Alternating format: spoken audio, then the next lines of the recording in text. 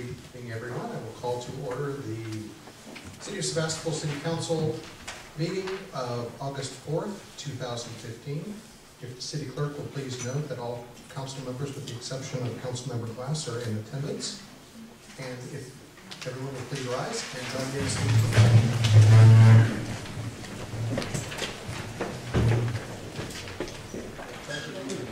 To the flag of the United States of America and to the republic for which it stands, one nation, under God, indivisible, with liberty and justice for all.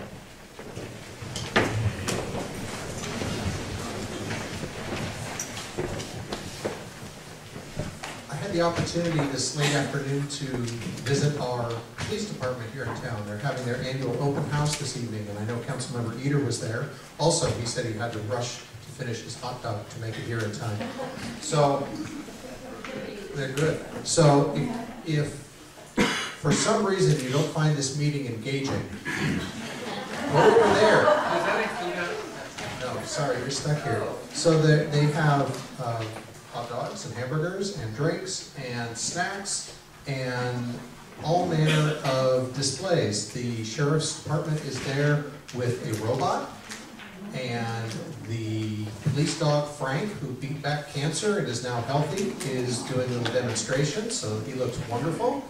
They have the Humane Society is there with, of all things, a kissing booth, and you can get kissed upside the face by a chihuahua if you like. The water agency is there with a table. There's an ambulance. There's a lot going on. So it's a nice event, and it really, to me, shows how professional and lucky we are, professional the police force is, and how lucky we are as a community to have a caring police department. May not seem like it when you've been pulled over for doing something wrong, but guess what? You were doing something wrong. So the opportunity to visit with them as human beings, as people, to interact with the police department is always there. Our police chief is always with an open door policy, an open phone line policy, and I encourage anybody who has any questions or concerns or kudos for them to give them a call and let them know those things. So they're not here, but thank you to the police department. So we will move along with the proclamations and presentations. We have two proclamations, a Year of Service Award and then another proclamation. So the first one is recognizing August as Gravenstein Apple Month. A proclamation of the City Council proclaiming August 2015 as Gravenstein Apple Month. Whereas the Gravenstein apple is recognized as a special and endangered heirloom variety that plays an important role in the biodiversity and cultural heritage of Sebastopol, and whereas the vast majority of commercially grown and backyard Gravenstein apples are grown in Sonoma County, and while at one time there were more than 10,000 acres in the county planted in Gravensteins, now only less than 500 acres remain. And whereas a large group of dedicated members of Slow Food Russian River have been working for over 14 years to support local apple growers and promote fresh Gravensteins and Gravenstein products. And whereas every year the Gravenstein Apple Fair is hosted by Sonoma County Farm Trails and has a long and rich history in Sonoma County. And whereas this small event celebrating the tart but sweet apple called the Gravenstein became an annual bash occurring every August and continues to focus on showcasing apples and apple products during the peak of their season, continuing the history and culture of Sebastopol.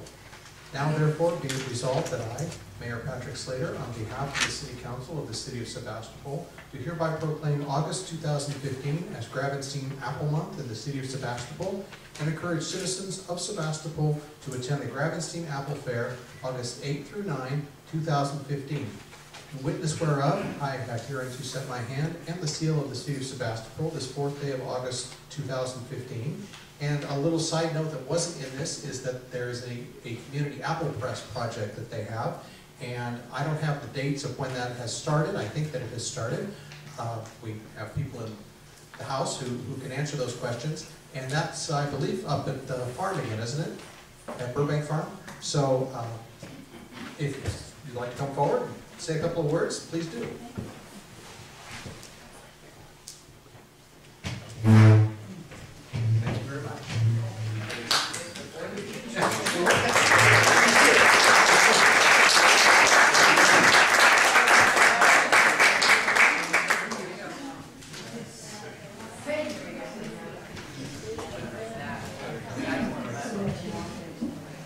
So, I get to say something? Oh, okay. You can say it from over there. We need to fill your hand up a little. TV There you go. microphone. I want to thank the city council and the city of Sebastopol, which has supported us and helped us financially and helped us buy a second press this year, a brand new press up at Burbank Experimental Farm. We have an apple press that's free. Any of you can use it. You can bring up to 100 pounds of apples at a time. It takes about half an hour to press 100 pounds of apples to about 5 gallons of apples. I have cards here that have our website, how you sign up for a spot at the apple press. And I just want to say that this is a project that's about biodiversity in our community and the health of our community.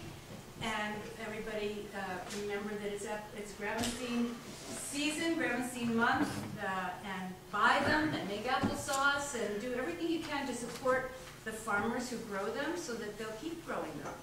So thank you very, very much. Any questions?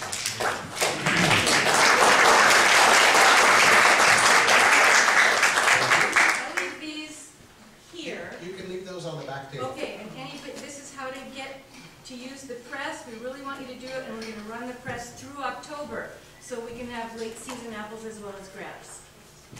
All right. Thank you so much for Thank the you. proclamation and the support. Next, we have a proclamation of the City Council of Sebastopol proclaiming August 9 through 15 as National Health Centers Week in the City of Sebastopol.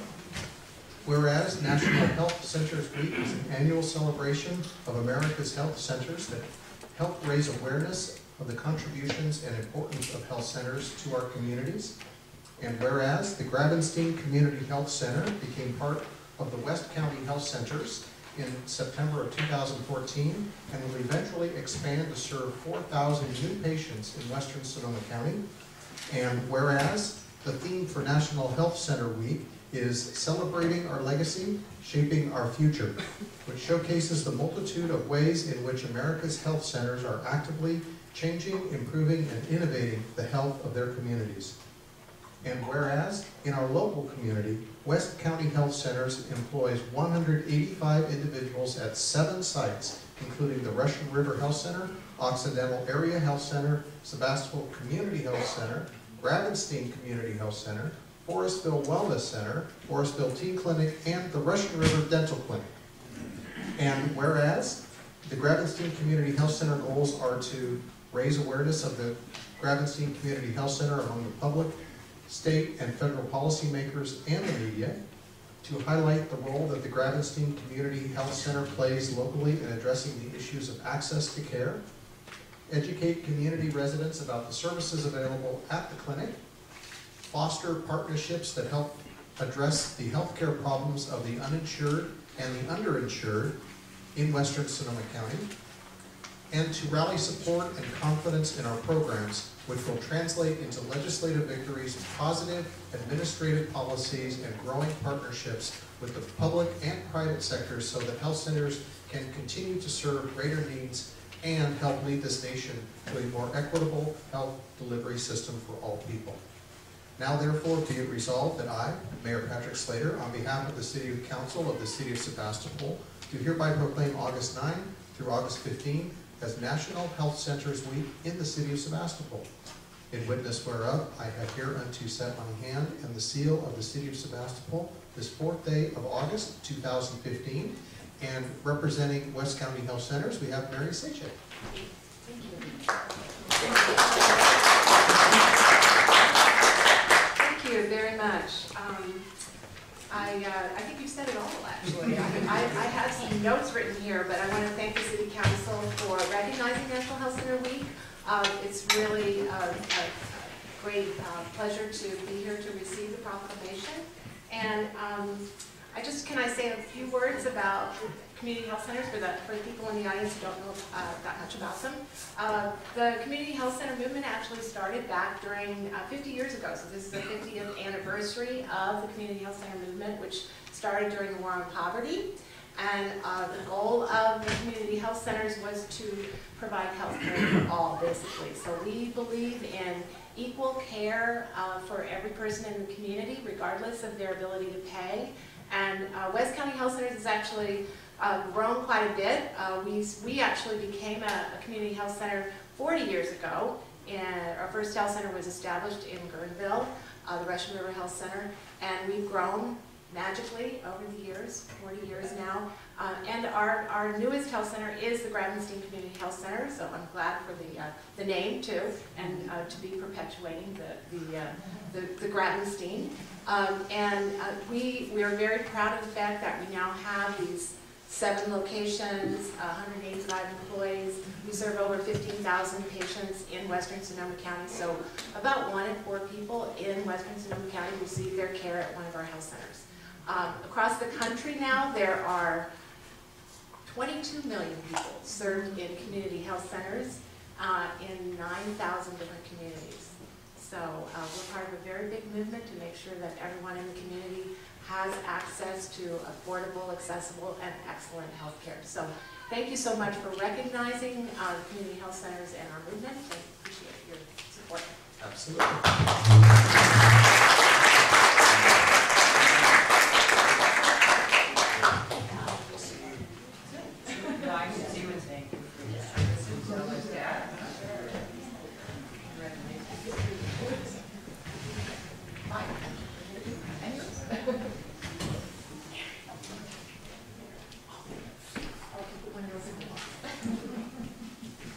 We have a single years of service award this evening, and this is presented to Patty Murphy for 15 years of service to the city of Sebastopol.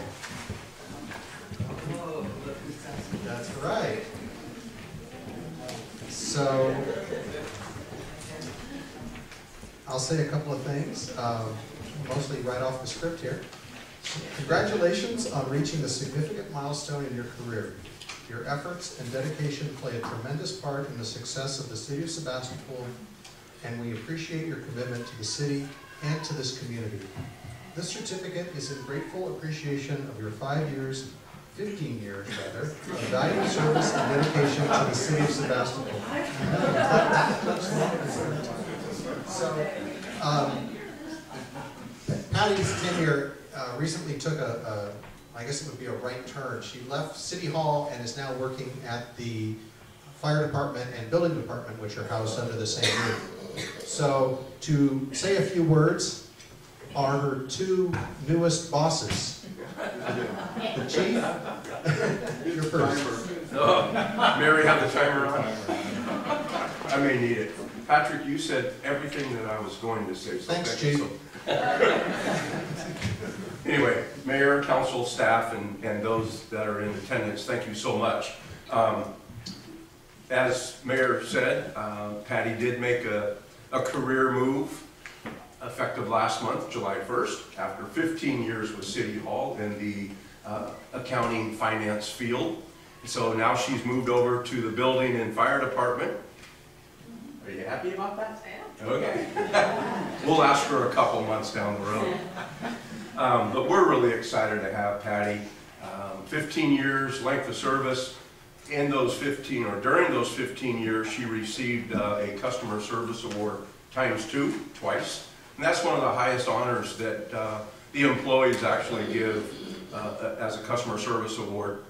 And Patty received 2 of those during her 15-year career. And for me, it's a little more personal. And I'll share a quick story. Better put the timer on, Mary. So back in the 70s, I actually started off my public safety career as a police officer here for the city of Sebastopol. And I met a gentleman in the 70s as a police officer for the city of Sebastopol by the name of Warren Powers.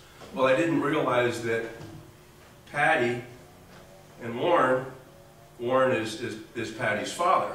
So it kind of brings this family together.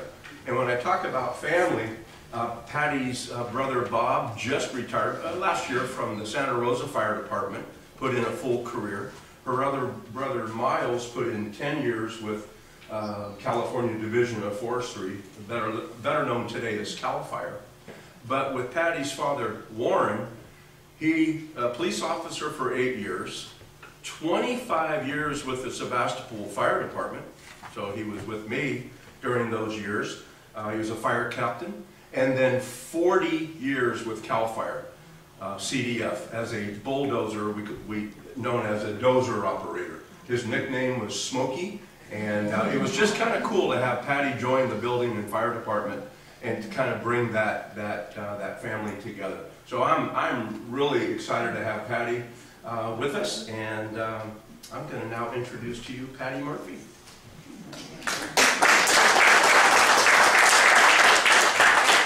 Thank you to my new bosses. Thank you to all of you. I'm proud to say that I'm a City of Sebastopol employee, and I'm happy that you all have given me that opportunity.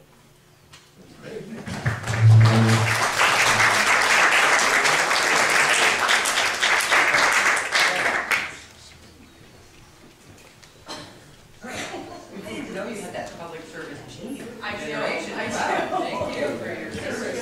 Front desk. Thank you.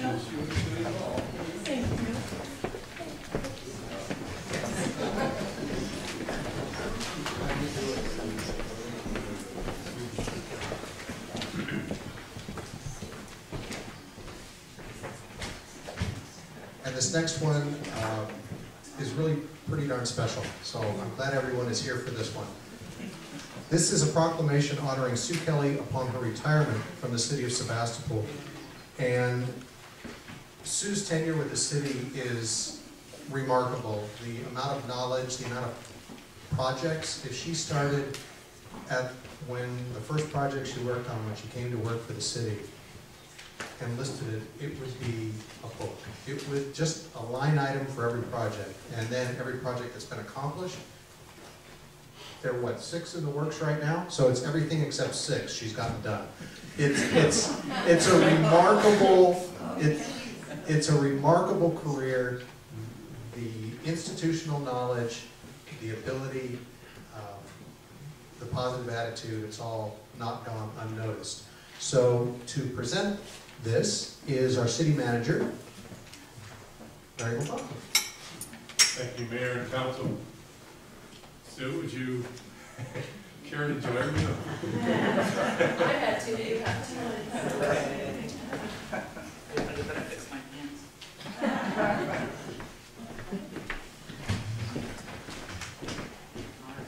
Thank you. Well, Mayor and Council and Sue, it's with regret but with happiness for her that I introduce Sue Kelly this evening on the occasion of her last City Council meeting before her retirement next week. I know Sue's been looking forward to this, but we are losing one of our most valuable and long-term employees.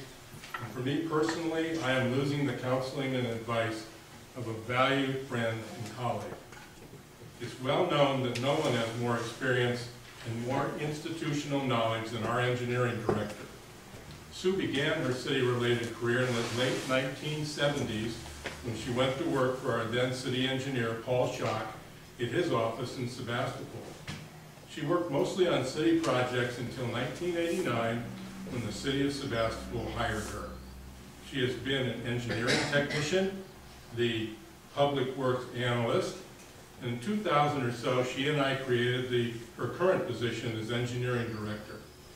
In that position, Sue has saved the city a considerable amount of money by performing many of the administrative functions of a city engineer. In fact, she has been so good at her job that she's often been mistaken as the city engineer. Lacking a license, she quickly corrects that. Sue has advocated for the city in many county-wide meetings, obtaining funds for projects including streets and bicycle lanes. She's administered the city's construction contracts from preparation of plans and specifications through the bidding process and construction. She has dealt with every problem which can happen in the course of these projects. Her knowledge of city infrastructure is second to none, And when problems have occurred, as will happen in every city, she's been able to apply her knowledge and skill to guide the process to correct those problems. Specific highlights of Sue's career include being the city's representative to the County Bicycle Advisory Committee in the 1990s and working with local schools during that time to create the storm drain labeling project. She was on the board of directors, still is till next week, on the board of directors of the Waste Management Agency. She has served on the technical advisory committees for the sub-regional partners, i.e. our sewage plant. She's been on the Community Development Block Grants Committee, seeking funds for city projects, Sonoma County Transportation Agency, as well as serving on the countywide Bicycle and Pedestrian Advisory Committee and being an alternate on the Russian River Watershed Association Board of Directors and the Santa Rosa Plain Groundwater Plan Advisory Panel. In recognition of her service to the city and to her community, Sue was honored in the Press Democrat as its local hero, including a full-page color photo. And in 2011, she was selected as the city's Employee of the Year. There has been no more dedicated city employee than Sue Kelly. One dramatic demonstration of that dedication is that she has attended several hundred council meetings. Woo! And sad to say, and sad to say, this is her last one. So Sue, the council has prepared a proclamation to thank you for more than 25 years of service to the citizens of our city and county. And best of luck to you on your well-deserved retirement.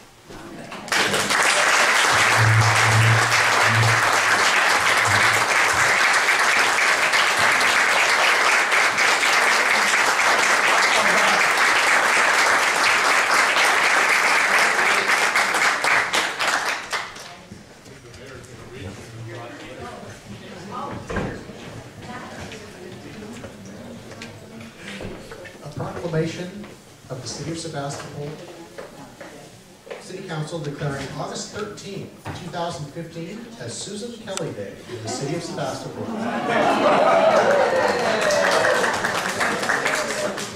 Whereas the Sebastopol City Council wishes to recognize Susan Kelly for her service to the City of Sebastopol upon her retirement. And whereas throughout the years, due to Sue's diligence and hard work, extensive training and knowledge gained during her employment in the engineering department, Sue is often called upon to make engineering decisions as well as representing the city on many various committees, all while working tirelessly to obtain grant funding for the city to implement public works projects. And whereas in 2011, Sue was named City Employee of the Year, and whereas the City Council is pleased to honor Susan Kelly on the occasion of her retirement from the City of Sebastopol. Now therefore, be it proclaimed that the City of Sebastopol City Council recognizes Susan Kelly for her 26 years of loyal service to the Sebastopol community, and be it further resolved that the City Council of the City of Sebastopol hereby expresses sincere congratulations and good wishes to Sue on her retirement from the City of Sebastopol Engineering Department, and designates August 13, 2015 as Susan Kelly Day in the City of Sebastopol. In witness whereof, I have hereunto set my hand in the seal of the City of Sebastopol this 4th day of August, 2015, and I have alerted our police chief of this day, so you're good.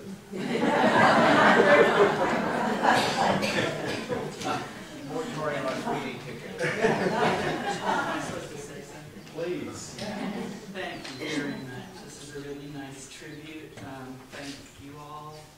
It's been a good, a long, difficult, and satisfying 26 years. The best part of it has been the people that I've worked with here at the city. Rich Emig, my partner in crime in public works, who's unfortunately going to be left holding a lot of the bags for a while after meetings. And Bill and Glenn and Patty and Danny and everybody who's here, and my old buddy Larry, who was here when I got here, and still here. It's been a wonderful experience. I've always been really grateful that I could have such a significant job in the town that I lived in and raised my family in and love. So thank you very much. Thank you, Also, Sue. I won't be leaving Sebastopol, so I want everybody to stay on their best behavior. I'll be anxiously awaiting the day that somebody finally does something about that traffic.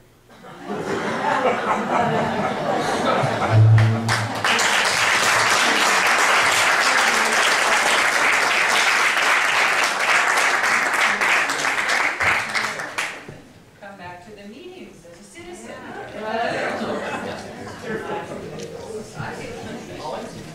You don't mind if they want if you have any questions, right?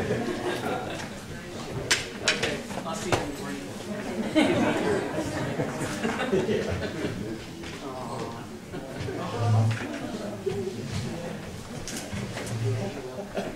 Come back up here, Sue.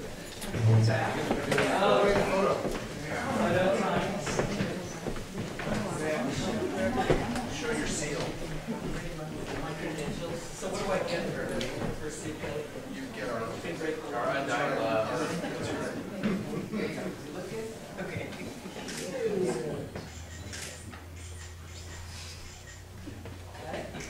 All right.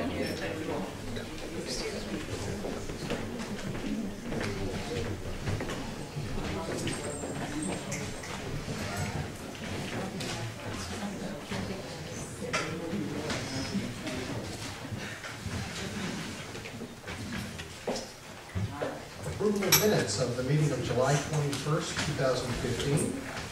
Are there any edits or revisions? Is there a motion to approve? So moved. Is there a second? I need to abstain, that was not fair. All right. Is there any opposition? If I see none, it's 3, whatever it is. There you go. And I'm absent. Public comments. This is for items that are not on tonight's agenda and within the jurisdiction of the city of Sebastopol. So we have a 3-minute time limit. If you can please come forward and state your name for the record. We have a timekeeper and Ela. Ela Benedictor, Bodega Avenue. And last time I was with you, I was talking about local dollars. Turn up the volume on her. Turn up the volume on me. How about if I speak a little louder? Okay, will that work for you? Give me my seconds back. I did. When I was talking to you about local dollars, I was not opposed to the tourist dollars. I want to make that clarification. What was driving me that day was that I knew that there was 7 to 8 businesses that had gone out of business or were going out. And in our little tiny town, 7 to 8 businesses are a lot. Then I looked at the other shops in town, and they're what I call high-end shops. Maybe you go into them once a year, maybe a little more, or maybe less. What I was just so critically aware of on that day when I was talking to you, and I was a little intense, is that there's no practical stores here for us, you know? And if we have practical needs like a toaster or a refrigerator, we have to go out of town again. To me, that's not economically sound. We need a steady infusion of local dollars daily and weekly. Then I looked at how the town governs itself. And I found there were the policies and the operations and the goals and priority list. Not a mission statement, not a values statement. The goals and priorities are tasks, and they're listed in numbers. And you just check them off, because it's the staff that does that for you. Although your goals and priorities talk about needing to do the financial stability and be fiscally responsible. Then I looked at, well, how do you do these things? And I looked at your committees. You generate committees or task force or get positions up to do these functions. I know that what you have in the works is an economic development service position. Yay. What that person is to do is attract and retain right balances of businesses. That is going in the right direction. My concern is do we get the information from the people we need? We heard that one the other day, and then I followed up and I said, not only are young ones saying we're not getting, we don't have, really?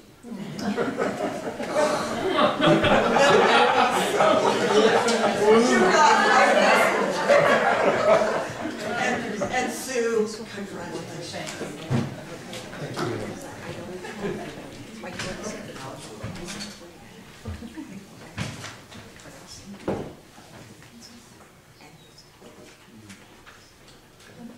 My name is Jack Fisher. I live on Cleveland Avenue near Rotten Robbie Station and Car Wash.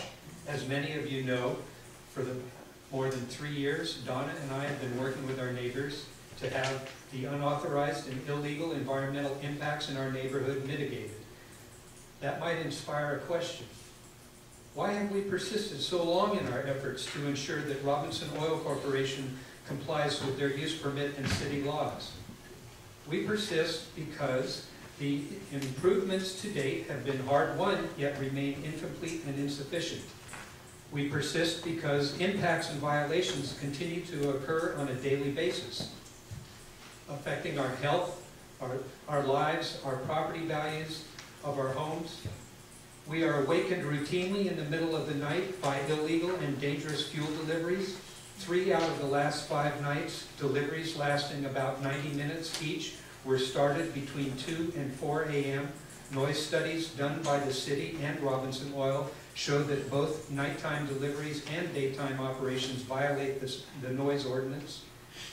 We persist because the issue of compliance with city laws is of vital importance to all of Sebastopol. Our city's reputation, our goals, our brand, our future have all been put at risk. We will continue in our efforts until the full scope of Robinson Oil's violations and disregard for our community have been exposed and properly mitigated. They should be held accountable. They have not delivered on the commitments and promises that are the very basis of the profits that they take from Sebastopol's citizens at our neighborhood's expense. We don't believe this irresponsibility and negligence will stand the light of day in our community. Their willful actions, as well as protracted inaction, show a callous disregard that is unfair and at odds with the city's goals. This will be clear to anyone who looks into the situation. So again, why have we persisted? Because it's important and because it's the right thing to do. This is our hometown, where we built our lives, our businesses, and raised our families. We deserve to have our Sebastopol homes and our Sebastopol lifestyle as much as anyone in this room or anyone in this town. So I'll ask a question for you to ponder. How long would you persist in the face of violations against all that you hold dear? In closing, I ask for the council's support on behalf of the Sebastopol Alliance for Neighborhood Empowerment and the members of the community that stand with us in our ongoing efforts. Thank you. Are there any other speakers who wish to address the community or the council on items not on tonight's agenda? Okay, we'll close public comment. Are there any statements of conflicts of interest by the mayor or city council members for any item on the agenda? No? We will move to the consent calendar, and we have 5 items. There was originally an agenda published that had 4. 1 was added, so I labeled it 4A. It's also known as asterisk. So, does any council member wish to remove any of the 5 items? No? Is there a motion to approve? I move approval of the consent calendar as amended. Is there a second? I'll second. Is there any opposition? Motion carries.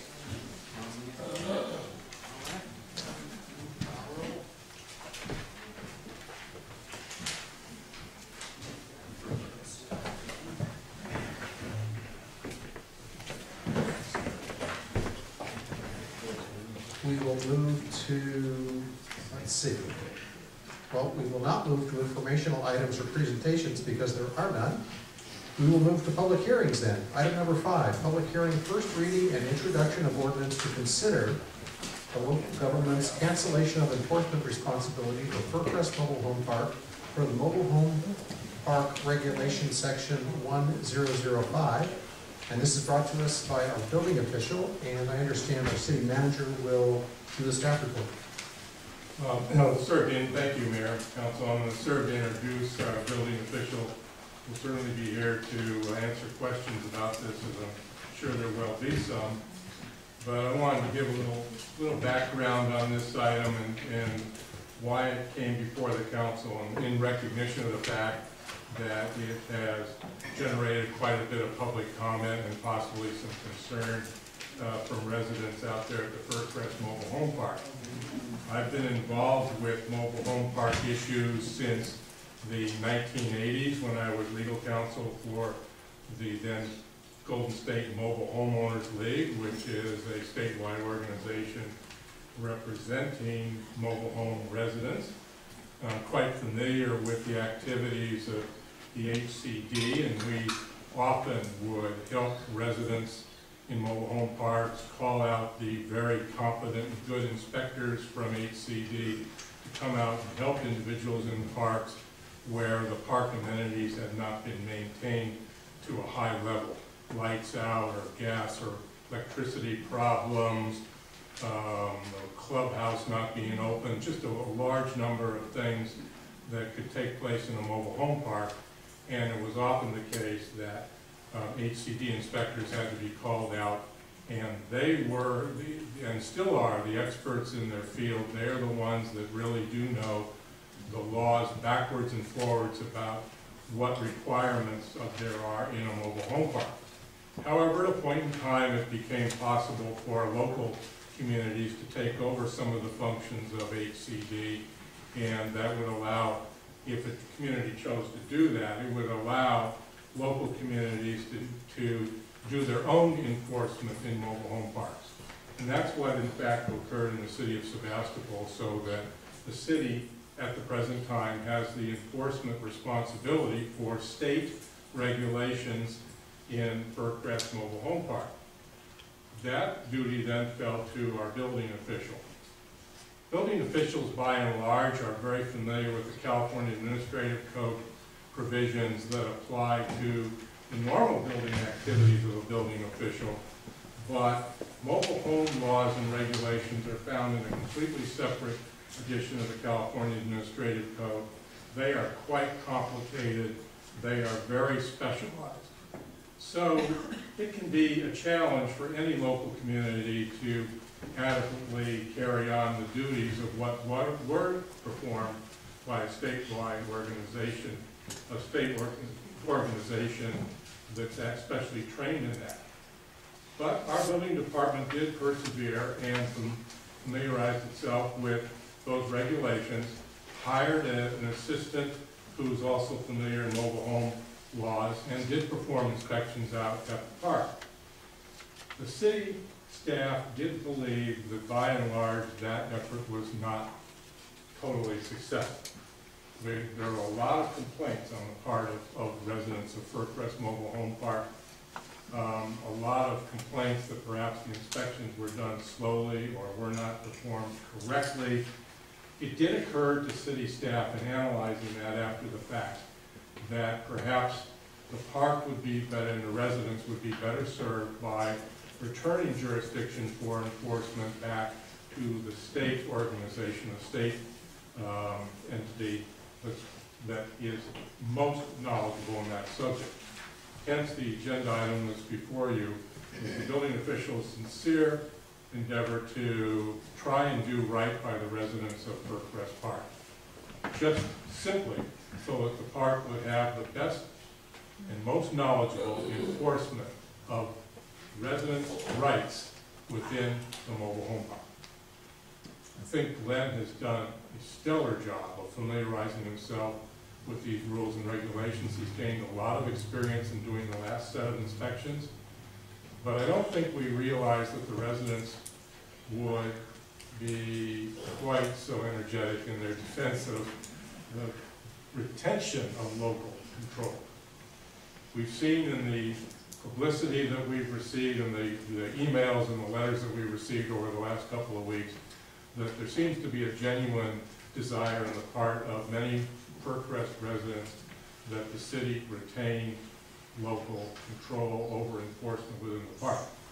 So I'm here to tell you as the city manager and on behalf of our building official that city staff is ready, willing, and able to the best of its ability to do that for the park if that's truly what the residents want.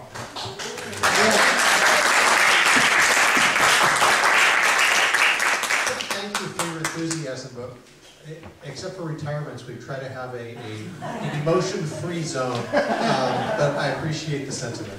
Larry, please continue. Well, practically done. Thank you, Mayor. I think the council's going to want to address some questions of our staff and our building official about that. I'm sure the council's sincere desire as well is that whatever is best for the residents of Fircrest Mobile Home Park is what we want to end up with. Talked to a council member or two this afternoon about the idea of possibly having a continuing dialogue for a while with residents at the park to make sure that we are reading you correctly, that that's in fact what you do want. That if you have any questions of city staff, that we can address those and make sure that your conclusion is really what you want us to come to. So those are several options as I see them, but I just wanted to tell the city council that city staff is prepared to continue to do local enforcement at Fircrest Park. And the city staff simply wants to do whatever is best and most helpful to the residents of that park. All right. By way of introduction. Thank you. So I think what this is a sterling example of responsive government. What we thought we heard was that perhaps a different agency, in this case perhaps the state agency, was preferred by the residents.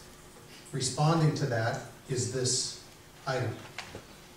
Then we received significant input from the residents saying, I'd like to maybe, my perception is that maybe you're saying, well, yeah, we had problems, but we're over it now, and we really like local control. So what the city manager is now proposing is essentially that we do nothing, and that is the best course of action, which in many things in life is often the right course. So we do need to proceed with this item, correct? Yes. So we need to go through the process, which means we will ask technical questions of staff, we will hear from the public, and then we will have a final discussion and take a vote. And that's the way that we will proceed. And so I will look to my right and my left to see if there are any technical questions of staff. None? Take a poll of those who are in support of state, or support of Sure, we can do that. Just a raise of hands. All those who would like to see local control remain, please raise your hands. Okay. You can put them down. And all in favor of the state taking control, raise your hands. Okay. That's pretty clear.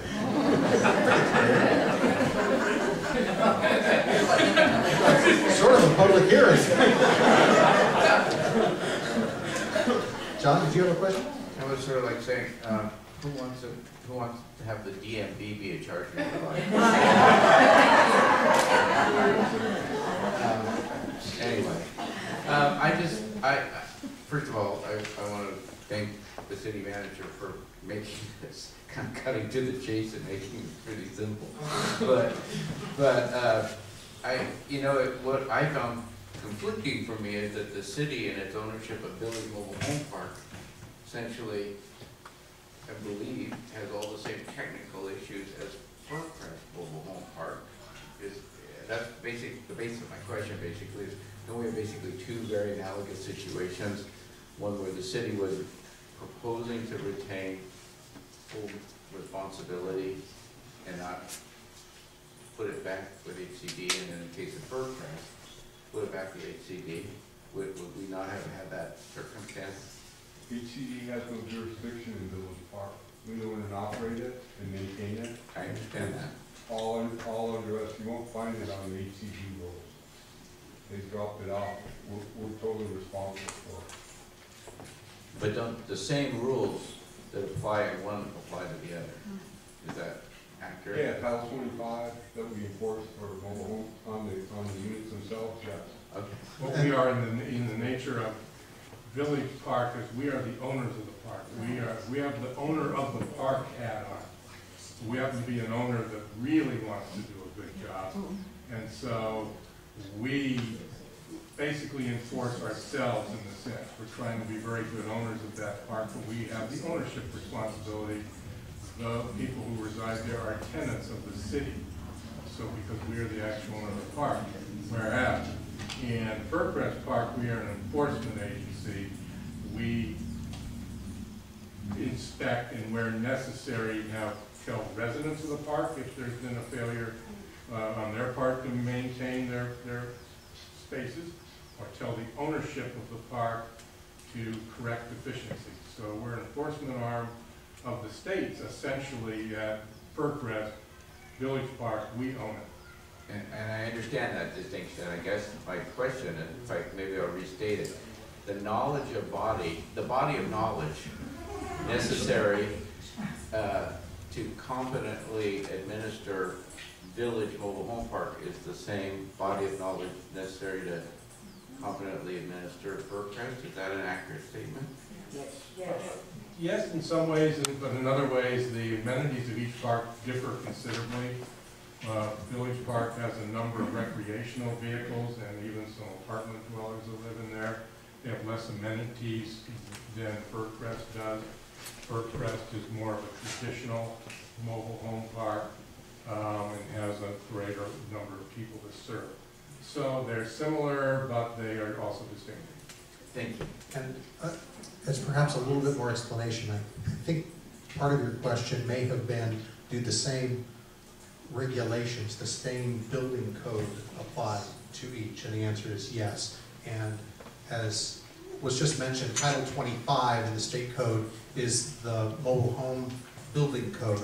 Title 24 is the traditional building code for permanent types of structures. So they're different in most ways, and the technicalities of Title 25 are usually beyond the technical expertise of a local building official. In our case, our building official has taken upon himself to become fluent in Title 25 as well. So that's where we are.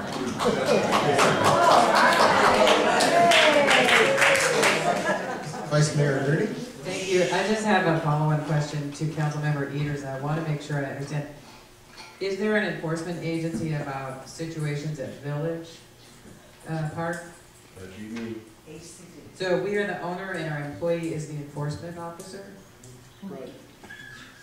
In a very unique situation with Village Park. Isn't that really, okay, I just want to We make own sure it it's and we clear. enforce it ourselves. And Okay, thank you, I understand that. So I have some other questions. Just looking at workload, is there some issue of our building inspector having these responsibilities? That he has too much more responsibility, that this doesn't fit? I've talked to Glenn and he's assured me that he can handle it. He's He not. can do it all. We have retained help, as I mentioned earlier in my remarks. We do have a person helping in the inspection process who is familiar with mobile home regulations. So it's not just Glenn by himself, but it is, as the mayor mentioned and elaborated on it, it is a challenge to get real working knowledge of all the different involved regulations involving mobile home parks. It's not like we're doing it for a couple of dozen like HCD inspectors do all day long every day. We have to do it periodically as part of a number of other duties. So it is a challenge.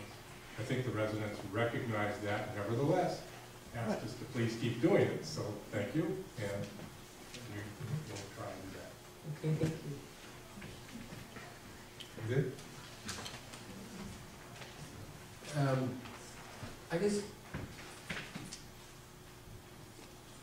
I'm trying to understand what the pros might be of switching to the state, or what the pros are of staying with the city. I'm sure that you have some thoughts on that, Glenn. I'd love to hear them, but I think I'm really interested in hearing was switching to this. Was the public's negative response to switching to a state agency because the information was a surprise? Because there was not enough public education? Because it came up fast without notice? Or is it really not the place that the 4August Mobile Home Park wants to go? And should I, as a councilman, vote to postpone this decision for 6 weeks while citizens and residents of the mobile home park are able to confer with city staff, with the building inspector, and come to consensus on what they want the outcome to be? Or should we just end this tonight and delete it and never talk about it again? Yes. That, for me, as somebody who's making a decision tonight to either never talk about something again or to bring it back for discussion, I have some interest in knowing those opinions. I think I heard pretty well, maybe the mayor will oblige another poll vote from the audience on that topic specifically, but that's just my follow-up question. But I mean, for me, it's clear that I wouldn't be able to vote yes on this evening. So I have a question of our city manager, who mentioned the possibility of delay and then dialogue with the residents. Can you tell us what format that would take, so we would know what that activity would be for people who came out of their home tonight to hear this and look for a decision? Well, as Councilmember Jacob just alluded to, there was a question or two raised about whether the residents just needed more information to help them in this decision or not. Would further dialogue or further information gathering help them? At least what I'm seeing here tonight, and I think the council's seeing, is that they don't believe they need that further information. However, if that's what residents want, and more information so to make a better informed choice, then certainly the item could be postponed for, say, 6 weeks or so, and staff would engage in the dialogue, and we could conduct a meeting out there on premises to talk to residents about the concerns that they have and make sure everybody is really on board with the idea of not having HCD do it. Or perhaps everybody really does have the information and they feel strongly about that right now, and then would not be necessary. We're ready to do whatever the council and residents direct. Okay. So we will, at this point, have public comment. And so there'll be a 3-minute time limit for each speaker. We have a timer, and there's a display on the inside of the podium. So if you could think about answering as you come forward and speak, if you could think about answering that question, whether or not you feel as though you are well educated on the process and feel as though the council could be confident in moving forward tonight, or if you feel as though you would like some more time and more information and would like the city to host a meeting down at your clubhouse, please let us know that as well. Hello, honorable mayor, members of the council, city manager, and then especially Sue. My name is Carl Lebo, and I used to work for the city of Roanoke Park. I came in 1989, and all of those committees I served with Sue on. And she was a voice of reason, calm reason, highly professional. She was always a positive contribution to our efforts in all of those various areas. And congratulations on that. Again, I'm Carl Lebo. I'm at 4763 Bond Court in Roanoke Park. I've been asked to help and advise and provide information for the residents. In particular, we have had a couple of meetings where we have discussed the ramifications and pros and cons of this quite thoroughly. Until 1974, local government building codes applied to manufactured homes. It became nearly impossible to build a home in a factory and meet all of the local government building codes. And so manufacturers petitioned the U.S. Congress for a resolution, And Congress in 1974 passed a law setting up a national building code for manufactured homes. And the Department of Housing and Urban Development, HUD, published the Manufactured Home Construction and Safety Standards, or the HUD Code, in 1976. HUD delegated enforcement of that code to state agencies, including the California Department of Housing and Community Development. Consumers Union reports or notes that the HUD Code has not been revised significantly since 1973, except for the addition of wind protection measures adopted in 1994. The largest gap in regulation in the code is in the installation of the homes. In 2007, HUD adopted the Model Manufactured Home Installation Standards, but nearly all the homes in Fircrest and in California were installed before those standards went into effect. Poor installation of homes can cause long-term problems in the home, so this is a significant service that the city has provided in the past. The HUD code does not include earthquake standards, but the best way to handle that is to put in earthquake bracing, and HUD tests, HCD tests and certifies earthquake standards. I'm going to skip looking at my time. The Parks Act was adopted in '67, and it allows HCD to delegate to local governments. The HUD inspection program, basically they hire people who work out of their homes. Shall I continue? Finish your sentence. Okay, they work out of their homes. There is no local office. People have to go to Sacramento to file their permits and to ask for inspections. Thank you. All right. Hi, my name is Magic, and I remember all the Fircrest members coming forth during Laguna Vista and all of their activities here. And I see that you've certainly gotten an incredible turnout tonight, although unless you just wanted to fill the room, you probably could have had a meeting with them before you did this and found out what we're finding out tonight. And I might suggest in the future that if this happens, that you do have a meeting with them first instead of having to get so much concern aroused around this. But I have to say that the bringing up of the village park and that we are both the owners and enforcers is a can of worms in itself, and that it seems to me that's kind of hard to do. What do you say? I think you did something wrong. No, I don't think you did. I mean, how does that work? So I think we need to look at the fact that it seems unfair to be the that's not a division of powers that really can work legally for the people in Village Park, it would seem to me. And Sarah, I'm glad that you brought that up. It seems pretty clear that the people don't want to have this change from the hands of the locals, and I think we found, especially in these years, that local does much better to serve the people than state or federal. So I'm really glad to see so many people from our community out again, and thank you all for coming tonight. Thanks. Next speaker, please. Hi, my name is Pam Gentry, and I'm a resident of Fircrest Mobile Park. I'm sorry, I'm supposed to address you, Honorable Mayor. I'd like to read my letter, if that's okay. You may have, hopefully, I don't know if you've read it, because I sent it last week. Anyway.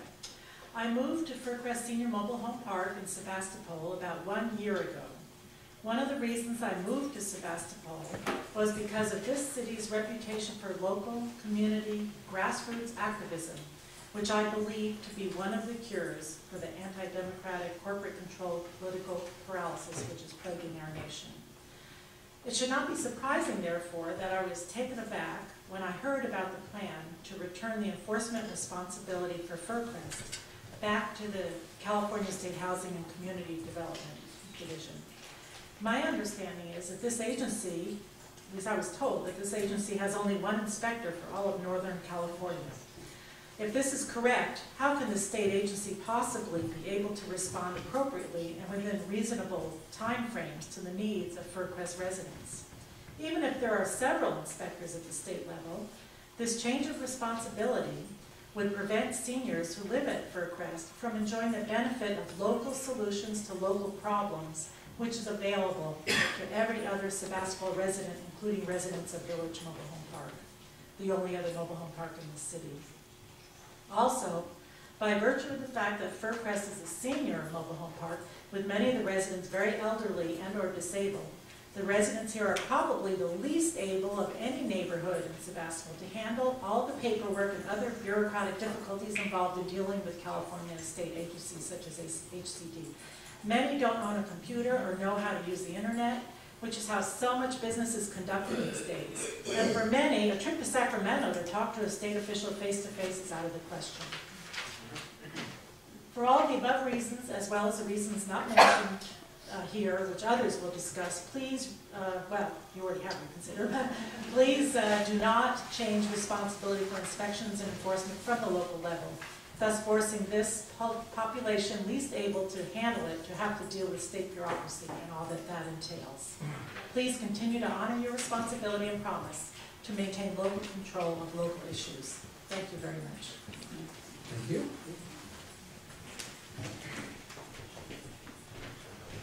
Good evening. My name is Anne Parsons, and I'm a resident of Fircrest Senior Mobile Home Park. I want to go straight, more or less straight, to a question that's been raised. Do I feel sufficiently informed and qualified to make a decision? I do, for two reasons. One is that I have read some of the state regulations, Title 25, not all. It's not easy reading, not bedtime reading. I have read the recent, what's it called, the housing element, the final draft of which the council approved a few months ago. And I feel like I've done a certain amount of self-education. I've also received some education from my co-residents at the park who have given a lot of support in telling us where to go to get information and so on. So I feel that I and some of us have done our homework, and we feel very sure that we're in favor of local oversight of our park. The reason I would like to stress connects straight to a quotation which I will read you from that housing element draft which I mentioned. There's a policy sentence in section 6 of the housing element of the Sebastopol General Plan, currently underway. It reads, Sebastopol will encourage continued operation of the privately owned Fircrest Mobile Home Park and encourage efforts to provide additional affordable housing opportunities. This is almost immediately followed by an action sentence. That was a policy statement. The action sentence says, continue to encourage rehabilitation and preservation of affordable housing. Efforts could include restoring the mobile home park and increasing affordable housing opportunities at the Fircrest Mobile Home Park. Now, I don't see how that policy, that wish to act, is consistent with turning us back to the state. And I personally believe that a progressive city government is the place where things get done. Yes. I personally believe that you guys are a progressive city government. I think I'm sufficiently informed to think that. And so I really want to encourage that we as residents, perhaps our management, I hope our management, and the city continue to cooperate and collaborate, creating a good relationship within which good stewardship can continue and can even improve Fircrest Senior Mobile Home Park as a really great place for seniors with not too much money to live. Thank you.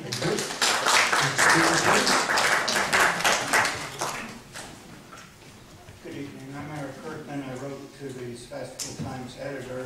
I'm going to break a little bit of protocol and thank my neighbors for coming here. It's not easy for them to get out. It's not easy for them to sit for an hour or more at a meeting. It's difficult for them, quite honestly, to be here this evening. So in answer to Councilman Jacobs' question, I don't think 6 weeks from now coming back again will benefit us. I'll be in favor and put my notes aside. Honorable Mayor Slater started the evening talking about the police department. He wasn't just talking about hot dogs, he was talking about a department that had an open door policy, that served the people, and that was a caring department. All of your city staff are caring individuals. We heard about proclamation after proclamation, and most assuredly we are better served by local departments serving our needs. They can come and physically see something that we have at the park. It's 2 miles away, 1.5 miles away. They could ride a bicycle and be there. They can spend the time. Sacramento is not so close. Saying that Sacramento is going to do things better for us, you wouldn't be here if you believed that. None of us would. We want local representation. Since 1963, before some of you were born and before most of you were teenagers, we were represented by local government, and that should continue.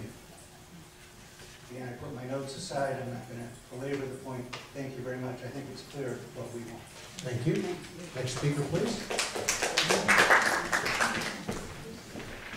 I'm Andrew Maury, and I live at the 4August Mobile Home Park also. And I feel that the city can handle a lot of situations with communication between us a lot better than Sacramento can. And I say vote for it, get it over with tonight. Thank you. Thank you. And I guess I'll wrap here. I'm Carolee Shamus. It's a pleasure to be here. As past president of the 4August Mobile Home Park for the last 3 years and as current Gizmo associate manager, we are working with the people in the park to understand the laws. The truth is that we have no enforcement. That's the way it is. We are the enforcers. We have to go to court and we have to fight. So that's what we do. We prepare people. We've been doing Know Your Rights seminars all over, up and down the state through Gizmo, trying to get people aware of how to approach these problems. I believe, at first I thought, like some of you, that the best thing would be to do it with the most experienced what's the word? Investigators. Yes. And my mind was changed because everybody started feeling like kind of a little stepchild here. Like, what's the matter with 4August that you people don't want to take responsibility for us? We're part of Sebastopol. So the miscommunications that happened the last time, I really feel those can be avoided very easily. We have a residents committee that could have made it easier, and next time it will be. That's all I can say. We can get better at this. We don't have to give up. We can get better. So, thank you. Thank you. Are there any other members of the public who wish to speak on this item? We'll close public comment, and we will discuss. Anyone? John? Well, to me, it seems that the ownership of Village Mobile Home Park and the oversight of 4August Mobile Home Park really don't negate one another. They're two analogous situations with two different ownership responsibilities. You know, to me, it's analogous to owning a car and agree to be responsible for somebody else's car. You still have to check the oil, both cars still put air in the tires. You know, I think that if the city council were to vote to maintain local control, that I'm presuming, and this is in the form of a question, I guess, if we run into a stumbling block, be it at either mobile home park where we feel there's a lack of expertise on our part, can we consult with HCD to assist us? Yeah, and HCD trained us before we did the inspections on the parks. We spent a week with them doing training on the inspections, and they'll always come out and help us. So it would seem to me that maintaining control or responsibility for 4August Mobile Home Park would kind of keep the door open for us to improve our level of knowledge and competency in our administration of Village Mobile Home Park. Because even though we own one, we don't own the other one, it seems like a lot of the same rules apply, and you run into the same situation, be it with sewage or electric or gas. And you know, I jokingly used the reference to the DMV before, but, you know, I think having Glenn, and Glenn's a great guy, and he's helped me out a number of times. It's sort of like knowing the number to the phone on somebody's desk at the DMV. You know, you don't have to call the 800 number and wait for 3 hours to get an answer. You know, and if it's beyond what the city has the knowledge to deal with, or the time to deal with, or the staff to deal with, apparently HCD can be brought in to assist. And so, in that regard, I don't see where there's a downside to maintaining the existing current working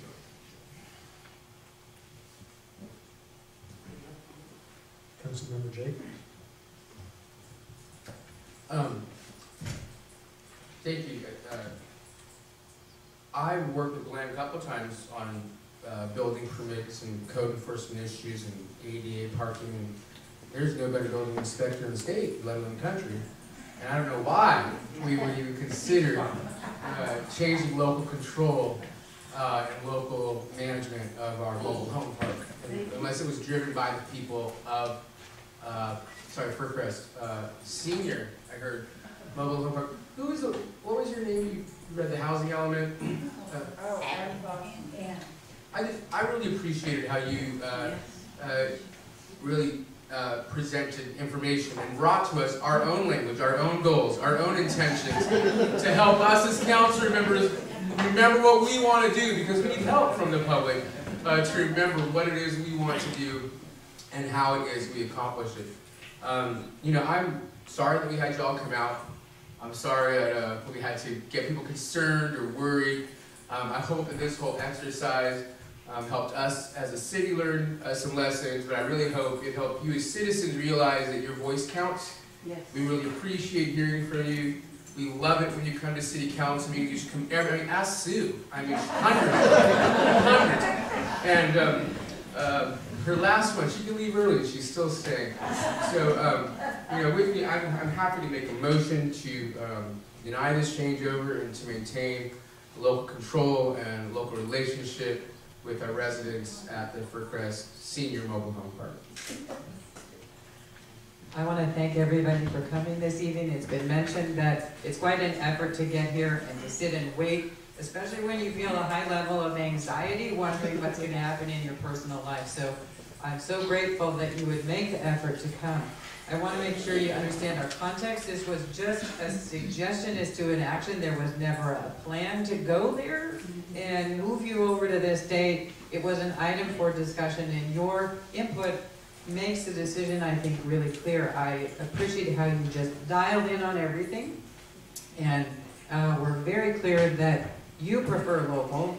My particular values as well are to have local service, because as one of our most eloquent speakers said, that's where we get things done, and we get them done with a high quality of professional work and also consistent with our values that were described as progressive. So for me too, I would really much prefer that our staff continue with this responsibility, and I want to go with the good faith and goodwill that was mentioned, that if there are communication difficulties, you've heard from our staff wants to be receptive, and you've mentioned you're willing to work on any of those sorts of tensions if they crop up or continue to be there. So I really think we have a chance for a continued good future to keep our people and serve our people, and you are them, and we would like to do that, I think. Thank you for those comments. So the Vice Mayor just mentioned that staff wants to be receptive. They're not the only ones. The five of us up here desperately want to be receptive and provide positive work for the community. We're of you. I spend time every year down there working with Rebuilding Together, and we always take on projects in Fircrest, and I do my darndest to get to sign myself up for those projects, because it's tremendous to work down there every year. The topic of why this even ended up on our agenda has been explained. And I thank all of you for coming out, but I don't think that it's a bad thing that it ended up on our agenda. I think it's a good thing to be involved with our local government, to come to a city meeting and have a public hearing that seems laborious at times, although this one's moving with exceptional speed and unanimity, I think. So thank you for coming out tonight, and I appreciate that you're all here and participating in local government, and would like to certainly invite you to come back every first of the Tuesday. Except the next one. But anyway, so we have a motion. I will second that motion. Is there any further discussion? And I need to clarify on this that a no vote means local control and a yes vote means state control. Correct. Okay. I will call the question. All in favor, say aye. All. The motion was to deny the ordinance, which means you want to vote yes if you want to maintain local. Okay, so yes means local control, no means state.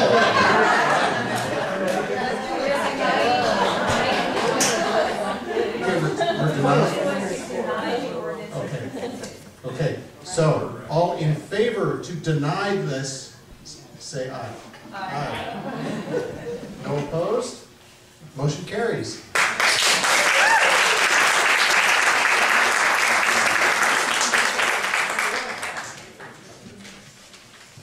All right, so we will move to the next item, which is another public hearing.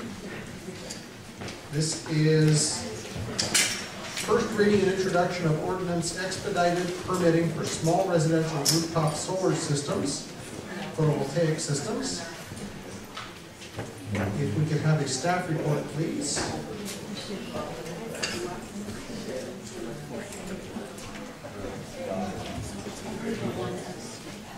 You're just coming for just one? I'm sorry. I'll also. Okay, thank you.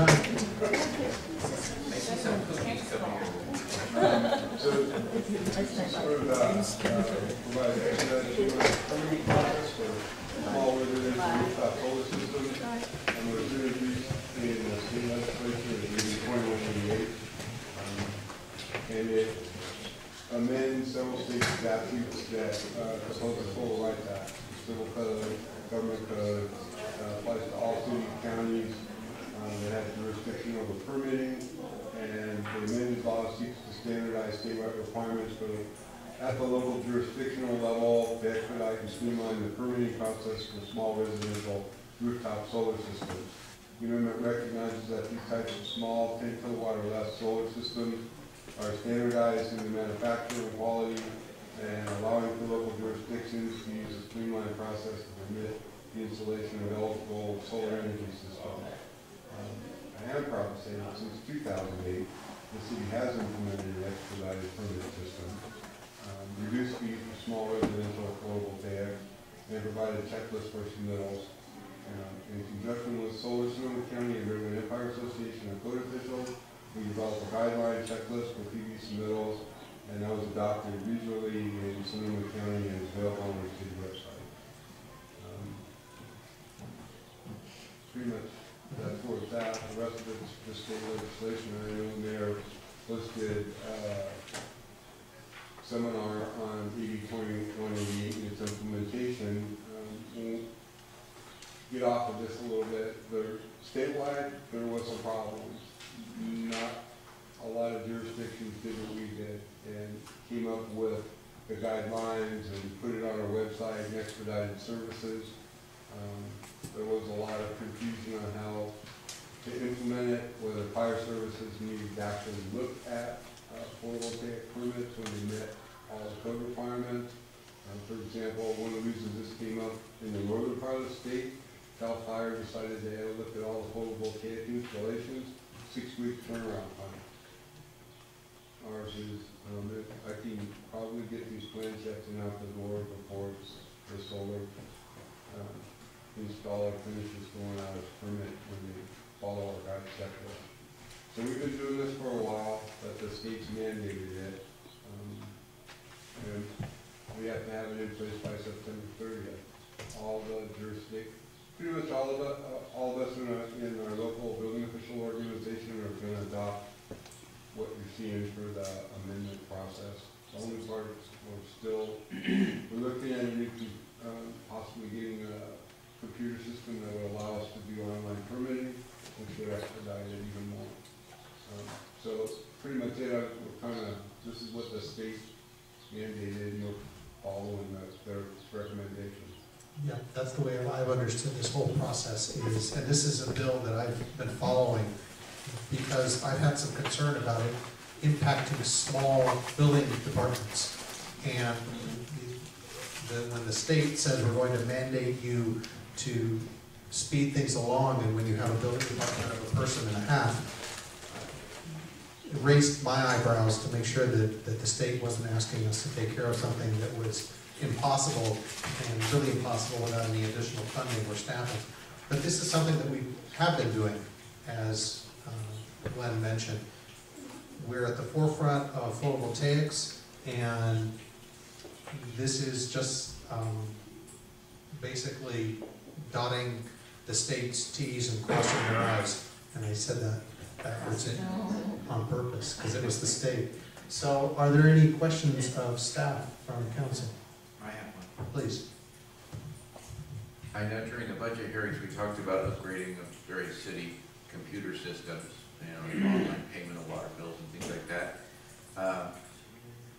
Has there been discussion of creating the funding to allow online application of permits to ease your workflow? One of the fees that we collect in the building department is to pay for permitting system, an online system. Okay. Not only for permitting, but for tracking of permits and all the rest. And that's why this year in the budget, we started looking at a system, because finally after 10 years, we have a pot of money we think they'd be enough to do this. So when do you see that coming online? We're still looking at systems. Okay. Next couple of years, perhaps? I'm hoping sooner. Okay. But I mean, we've looked at them and we've got some proposals out, but this time of year, everybody's kind of on vacation, and we haven't all sat down and had a chance to sit down together and go, okay, well, what did you think of that presentation? Is that going to work for us? Okay. So, but yeah, it's one of our goals, and to make it so it's accessible at all the city departments, everybody trying to get their input in, and city clerk would have access. You can always find out where your permit is and what the status is and all that. So we're kind of excited about it, but really for this online, the online part's not that big a deal for our folks that work with us. We encourage them to send us copies by email, so if they don't meet the prescriptive requirements, we can pre-approve them to get them in. They know what we require now, and they usually have a permit runner who comes in, drops off their permit, and they're happy if we get them done in a day. Usually, if I'm we encourage them to make an appointment to make sure I'm there, so that they can fill out paperwork and get permits issued within a half hour, 45 minutes. That's great. Thank you. And just anything we can do to support efficiency and also, freeing your time up to do other more important stuff. We've been leading on this for a long time. Okay. Thanks. Any further questions? I'll open it up for the public at this point. If anybody would like to speak on this item, please come forward. We will close public comment. Any further discussion on this item? Vice Mayor Green? No, I was gonna move that we adopt an ordinance that creates the expedited streamlined permitting process as presented in the packet. Is there a second? Second. Any further discussion? Call the question. All in favor, say aye. None opposed? And at this point, I'm going to embarrass one of my colleagues up here, and we're going to take about a 10-minute break. I know it's unusual. We have one item left, but it's John's birthday. So we're going to take a little break and have some cupcakes, thanks to our city clerk.